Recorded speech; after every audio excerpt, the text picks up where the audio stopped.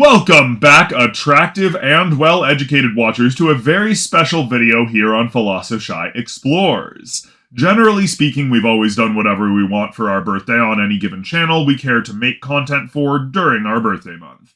So, while we don't normally delve into these sort of deep lore topics, we decided nobody could reasonably stop us for our birthday video, and moved on to face the requests of years past.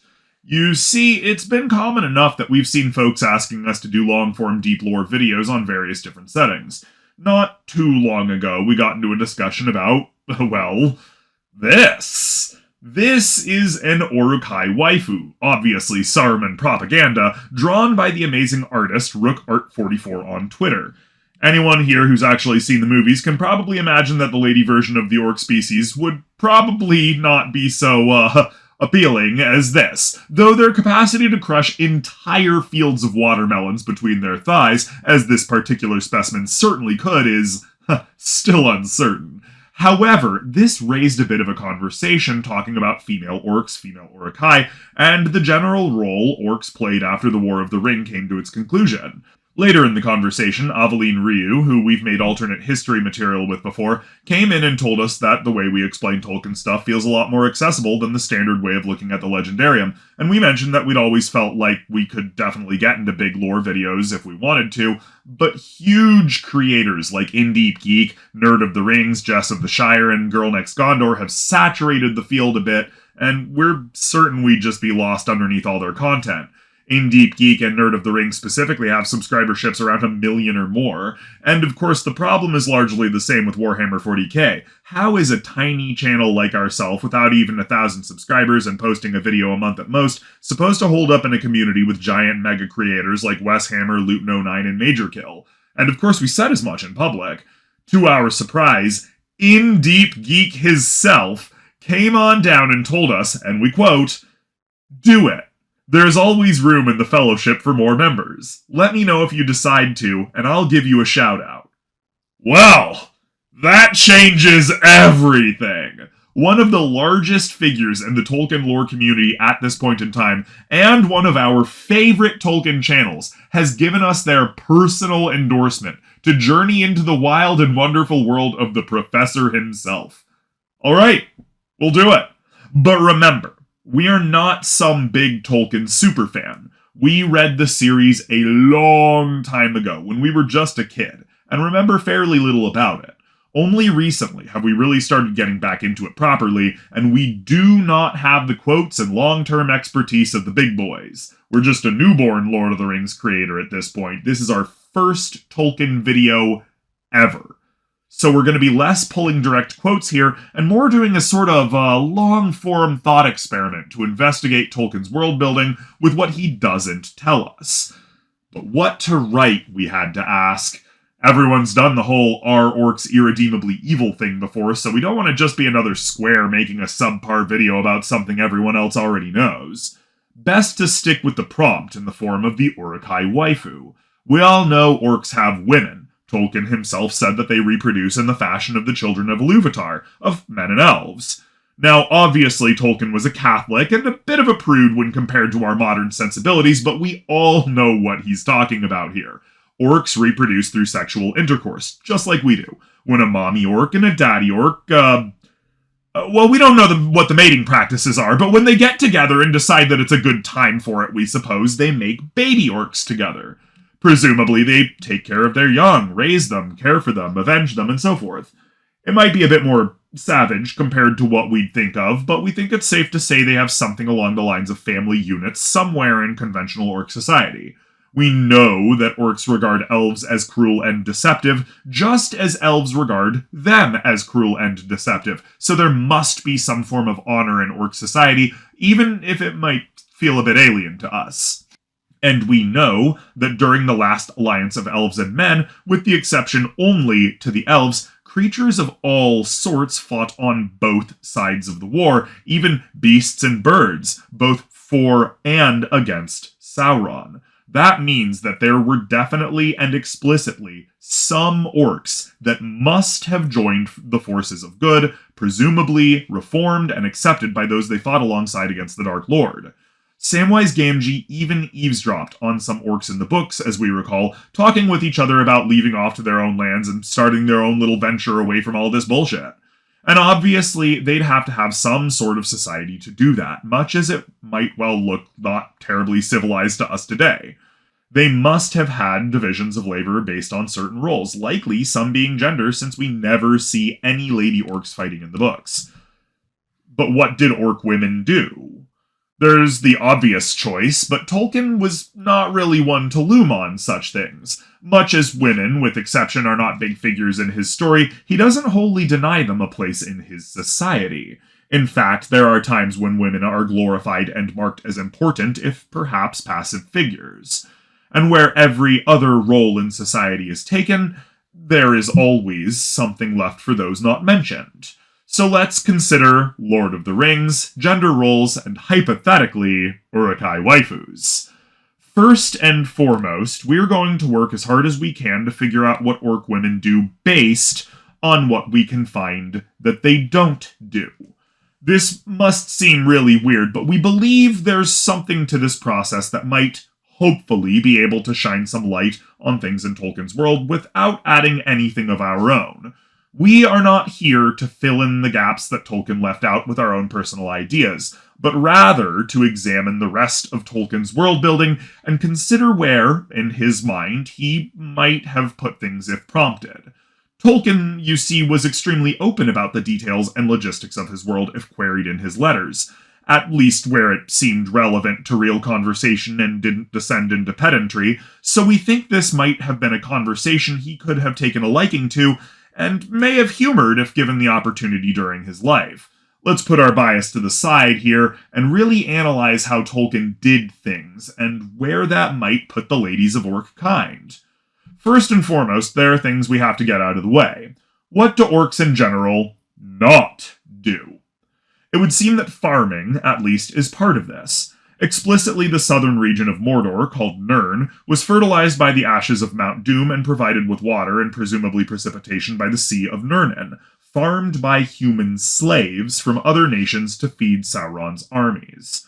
After the War of the Ring, Aragorn, now King Elisar, gifted the land to all of the human slaves formerly under Sauron to govern as they so wished. So let's just, cross farming of all sorts off the list. They, like the Iron Islanders, it seems, do not sow. Orc women are not milkmaids, nor are they herdswomen or egg collectors on the chicken farm. They have human slaves to do that for them. And evidently these human slaves are either good enough or numerous enough to feed millions of orcs across all of Middle-earth, while they are still kicking the ever-loving bejesus out of the realms of men. It might also be fair to say that orcs in general do not construct particularly capable watercraft and may well not have much in the way of maritime skill. They are creatures of the dark, mountainous crags, and we don't recall seeing anything in the legendarium about their potency on the water. In what scant scenes we do get with them managing any sort of water, it's normally them damming it up or crossing fairly still or reasonably sized rivers and the like, where advanced craft are not necessary. We don't even really recall any of them swimming at any point, to be honest. And of course, the Easterners are the ones with the glorious fleets of capable ships. One might think that if the orcs could make these sort of things by themselves, they wouldn't need the Corsairs of Umbar. So let's also assume shipbuilding and other maritime crafts are simply not within the scope of orc society. They don't really need to do it, and they have allies that can do it much better than they can, so we'll assume orc women aren't building boats in the background in their spare time. So, now let's move on and consider what orc men do next.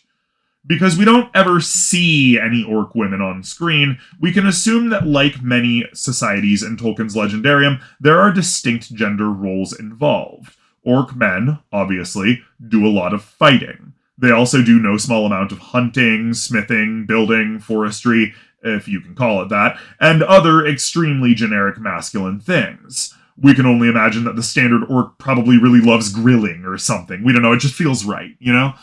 But these sort of generic masculine enterprises take a lot of energy by themselves. As with so many things in the Middle Ages, that leaves women to be shoehorned into certain roles as well. This, once again, is not saying that all orc women are generic tradwives that just sit around barefoot in their husbands' houses all day being baby factories whenever their hubbies are in town. They're not Skaven. More importantly, a lot of people don't really seem to understand that the idea of the tradwife, historically speaking, is actually a fairly new concept. Especially in the late high medieval era that we have in Tolkien's Legendarium, the household was an economic unit, and women in the household were expected to take part in the success of that economic unit. More than that, in fairly militaristic societies wherein masculine skills and traveling off to kill people was a fairly common practice among men, women were often left behind to do a lot of the economic work. Historically speaking, something like 75% of entry-level market work throughout pre-modern society was done by women, that being working at market stalls, fishmongeries, butchers, etc. This is because men are either off killing each other or off doing, well, those aforementioned masculine skills, lumberjacking, hunting, construction, blacksmithing, and so forth.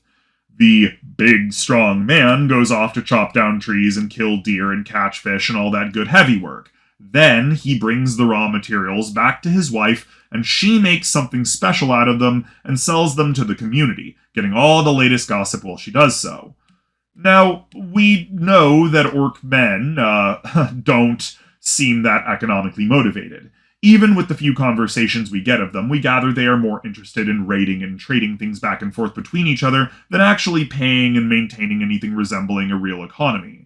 At the same time, we also know that there is a slave trade between the East and Mordor, and we know that other items come along that same path as well. This means there must be some sort of legitimate economic transaction going on between the people of Mordor and the people of the Easterlands. Slaves are coming, probably into the eastern region of Lithlad, and evidently being bought up by the people of Mordor, the orcs, for the sake of working the fields, the mines, etc. And the Easterners, without a doubt, are not going on these treks from faraway lands with a bunch of slaves to feed out of the evilness of their own hearts. That doesn't feed a family or maintain a caravan. It doesn't keep a nation running. It does not provide for your finances. So while the men are away, we think it's safe to say that the women are the ones who are maintaining the economy of Mordor. Maybe they're really good at this, or maybe they maintain good prices with foreign allies through sheer intimidation. We couldn't say. But this also leads us to the question of what else women do. The men of the orcs seem pretty resourceful in taking what they need from those they kill, but they also clearly make mail and plate armor. They also pretty consistently have leather underneath or alongside their metal armor, so obviously they're taking care of that. But we don't ever see them actually doing anything with the leather. We don't see tanning, and we don't see them weaving, even though they have clothes. This almost makes sense if you think about it from a logistical point of view. Tanning is not something you can easily do on the move. From the medieval perspective, it's a long, time and labor-consuming process that is very smelly and requires big, specially built spaces to do. Large-scale weaving also requires quite a bit of machinery, albeit simple machinery, and considerably more time and processing than you might like to think. Weaving isn't just sitting at a loom and going back and forth with the shuttle. It requires quite a bit of handling after being made to ensure the fibers become soft and fit tightly together. And that involves no small amount of soaking it in human urine and other bleaching agents that are, best not specified in this video for the sake of not getting too distasteful. Long story short, it's an extensive and laborious process that is best not done on the march. More than just being a generic woman's skill, leather working and weaving do not lend themselves to the constantly raiding and roving lifestyle that we seem to have for the male orcs. So it's safe to assume that orc women do this as well. While we're sure the orc men can scavenge things quite easily in the field, Saruman's army, for example, was quite well stocked and well armored. And while we'll talk about the urukhai a little later, we should still seriously consider that orc gender roles, such as they are, probably apply to them just as their Sauron-influenced kinsmen. We get nothing of orc cuisine other than maggoty bread and the urge for meat, so we're going to leave this as a mystery to all. Anyone can cook, as they say in Ratatouille, men and women, human and orc. Though we all fall short of the might of the Hobbit palate, of course. But that is for a different video entirely. What can you do? And let's just top this off, that orc women are probably doing most of the administration of the slaves, considering that men are off doing war most of the time, and the women are probably the ones who buy and haggle for the slaves in the first place. This should lend them the administrative advantage in orc society. So if there are orc bankers and accountants, orc bureaucrats and lawyers, it's safe to assume they're probably women. Regardless, someone has to be cracking the whip on the backs of those farm slaves in the fields of Nirn. Since the men are out kicking everyone's ass all the time in the War of the Ring, it simply must be the women doing the job. Okay, so let's recap for a bit here. We can surmise that orc women, due to the circumstances of what orc society we see in Tolkien's Legendarium, probably weave and work leather, raise families, and manage the accounts of the economic unit that is the medieval household, maintain business and trade with other nations and oversee the slaves and servants, trade with foreign merchants and oversee production totals and inventories, and probably they're pretty good at languages due to all of the aforementioned dealings with foreign folk. Though in a wild turn of events for an author who specialized in language, actual linguists seem fairly rare in Tolkien's world, so it is otherwise impossible to say just how polyglotnous the average person is. For all we know, the average orc woman might know 7 languages, and that is considered quite uneducated for much of the population of Middle-earth. It's all relative at some point, we suppose.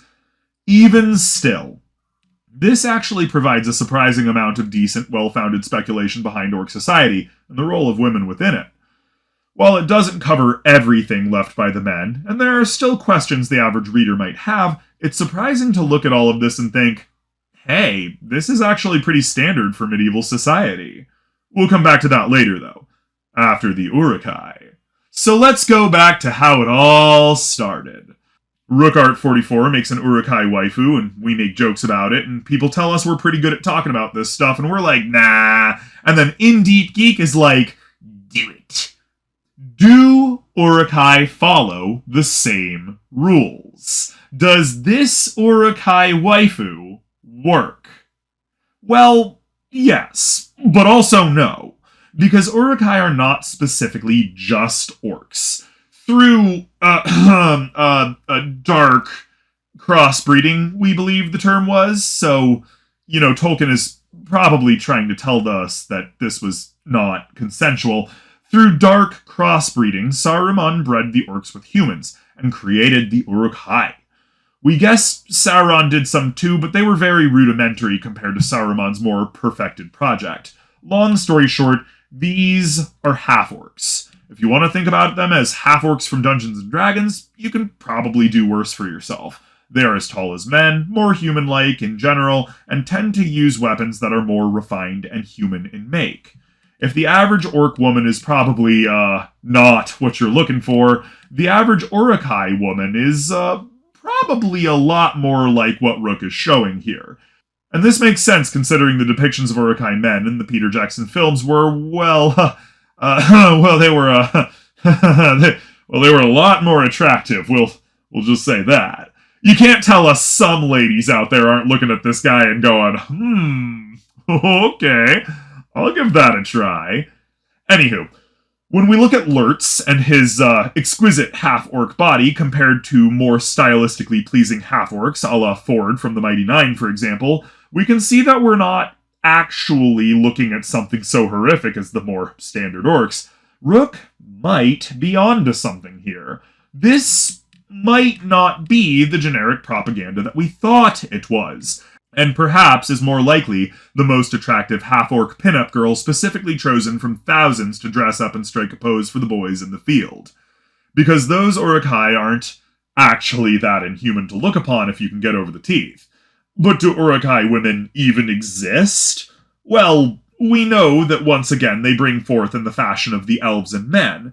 Indeed, they are half-human, and we know that orcs are originally descended from twisted versions of elves. Elves can produce fertile offspring with humans, so we can imagine that orcs and humans can produce fertile offspring together as well.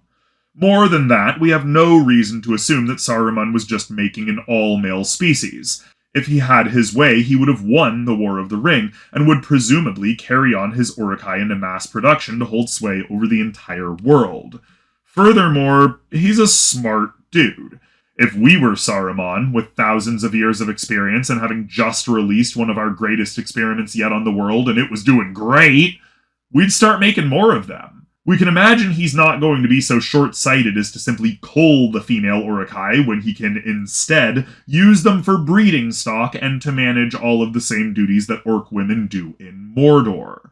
After all, the same rules apply to Saruman's army as do to Sauron's orcs. They still need leather tanned, cloth woven, economic affairs managed, and so forth. Just because there's a mighty wizard at the head of the show doesn't mean day-to-day affairs of society can be shirked. And nobody would understand that better than the man who would become Sharky and overthrow the entire peaceful life of the Shire with predatory capitalism. No. It's total intellectual folly to just convince ourselves that Saruman of many colors wasn't taking the long game into account when he made the greatest orcs Middle-earth had ever seen. We're not going to fool ourselves here into thinking that Saruman Ringmaker was just building up a world-conquering army consistent of hyper-advanced, genetically perfected half-orc master race as a one-off, and then he was just gonna, move on to better things. The Urukhai were the better things. The entire species ushered into existence by his hands personally, to bear his mark and serve his agendas. Urukhai, if Saruman had his way, were here to stay. And that means that Mr. Sparty Pants, head of the Council of the Wise, would have had to have Urukhai waifus in mind. So yes, before you start typing fast in the comments section down below, there's just no reason to assume that what Rook Art 44 has put here is in any way actually inaccurate to Tolkien's world building. Saruman's Urukhai look remarkably human. To some folk, even attractive in their own ways. And so, this depiction of a female Urukhai is probably not entirely a fiction in the context of the Legendarium, but rather the best-looking Urukhai waifu that Saruman had available. She's almost certainly not the average Urukhai gal, and was very clearly dressed up and made up by all her girls to look pretty for the boys, a la a stage play for the soldiers during World War II.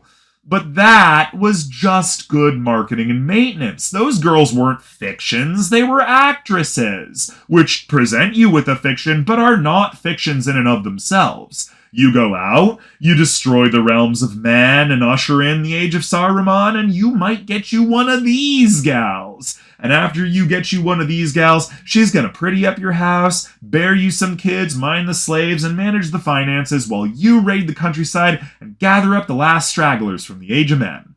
It's gonna be a good life for you under Saruman's reign. You just look at the rewards before your very eyes. We cannot stress enough that Saruman repeatedly used propaganda and underhanded politics in the books to effect change over unwitting populations. So this isn't even something we're assigning to Saruman as a sort of means of shoehorning in our position. This is just something that he has a history of doing, in canon.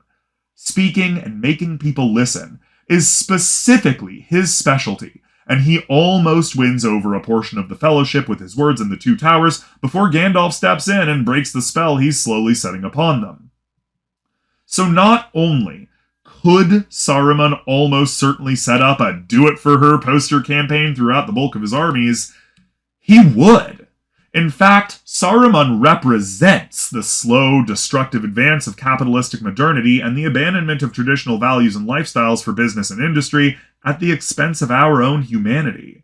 If anyone would take the humanity out of his creations and make them into pin-up posters for the sake of profit and to motivate people to die to fulfill his own agendas, it would be Saruman. So yes, not only do Urukhai waifus exist, because they have to if Saruman wants his master race to continue, but they probably look surprisingly like the gal we've had on screen this entire time. Maybe not quite as smooth and pretty, but in the tens of thousands of Urukhai that Saruman has bred, there are probably a few of them that do fit the bill. And what do the women of the orcs and the Urukhai do? Well, In an odd twist of fate, they tend to do exactly what the women of other races do. They raise children, they tend to the household, they weave and haggle, work leather, and mind the family finances, pass on traditional insights, and oversee the workings of the family economic unit. They are, surprisingly, much like every other species in play in their own ways. They have husbands and cook for their children, they mind the bureaucracy, and probably know several more languages than their husbands to facilitate foreign trade that comes into their homeland all the time with the bounty of new slaves and goods not made where they live. While some might think of this as a bit sexist, and sure, feel that way if you like, again, Tolkien was a Catholic at the turn of the 20th century, it still leads us to believe that Tolkien really saw orcs as not some purely evil group of things, but rather as a merely twisted society. Very much something like our own, but with parts missing and some new things added in. There's a humble form of nobility among their people, in the sense that they are simply not so different from us. We know that we sort of said at the beginning that this wasn't gonna be an orcs aren't irredeemably evil video, like so many others have made before us, but at the end of all of this, we've sort of come to the conclusion that the contents of this particular video are one more reason to conclude that orcs aren't irredeemably evil. Naturally bad, as they may be, as Tolkien once put it, their lives are much like our own. They have families, they live their lives with dreams and passions, and aspire to do greater things, even if they don't necessarily have the same definition of what that means.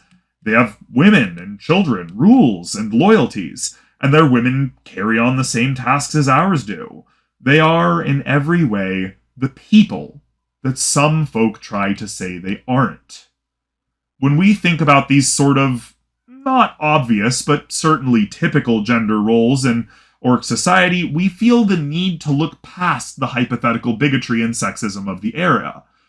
Because, while Tolkien did see women with classically traditional Western ideals, he did not make the practice of ridiculing them or making light of their position in society, because he did not believe that the warrior ethos was some high, noble, beautiful thing, as we see through the character of Faramir and his courting of Éowyn after the events of the War of the Ring. Faramir only ever fought because it was needed of him. He was a scholar and a man of peace, driven to the necessity of war through circumstance. And when he comforts Éowyn after the war, he convinces her not to become a stay-at-home trad wife destined to a fate of sitting inside as a baby factory out of sight from the rest of society, but as a healer. He convinces her to forsake violence and war, as he would have loved to do all this time, and to dedicate her life to saving lives rather than taking them. This is not, as some might expect, an invisible role in the world of Middle-earth. It is a highly vaunted position, taking part in the preservation of potentially thousands of lives. Éowyn is in no way less of a person for this, and she is not relegated to the shadows of history. But instead, she reflects the feelings that Tolkien probably had not just for women, but for everyone. That a life of peace and support, of vitality and healing, is so much better than one on the battlefield, never knowing if you will lose everything to the circumstance of misfortune and hate. We need not remind everyone here that Tolkien was the last of the Inklings, for war had taken the rest of them from him. So when we think of the orcs, of the urukhai, think of the waifus among them. Think of how, beyond all of the anger and hatred, the war and the violence, the deception and bloodthirst, the squabbling and dreariness of it all, beneath everything we want to see is an unseen world of vast importance that Tolkien might not have directly described for us, but left us a trail of breadcrumbs to really parse out how he must have thought of his world, how he must have thought even of the most seemingly sinful and hostile of entities in the ineffable expanse of Middle-earth. We think in some ways Tolkien wanted us to think more deeply about this sort of stuff, to look beneath all of the spectacle of horror and woe and find a society that runs much like our own. It's a people that aren't so different from us. Savage at times, and difficult to reach, certainly, but even the elves had rules that captured orcs were never to be mistreated, never to be tortured or given bad food, that any orc that surrendered must be given mercy. Even the elves believed that they were still people, deserving of decency. And against Sauron, in the flesh, in the last alliance of elves and men, some orcs fought against their former master, ostensibly for the forces of good. We can only wonder how many orcs we have to thank for their service against the Dark Lord. But hopefully, with this video done, you don't have to wonder exactly what part women play in orc society. The same as women do in all the others. Because as the saying goes, we're not so different, you and I.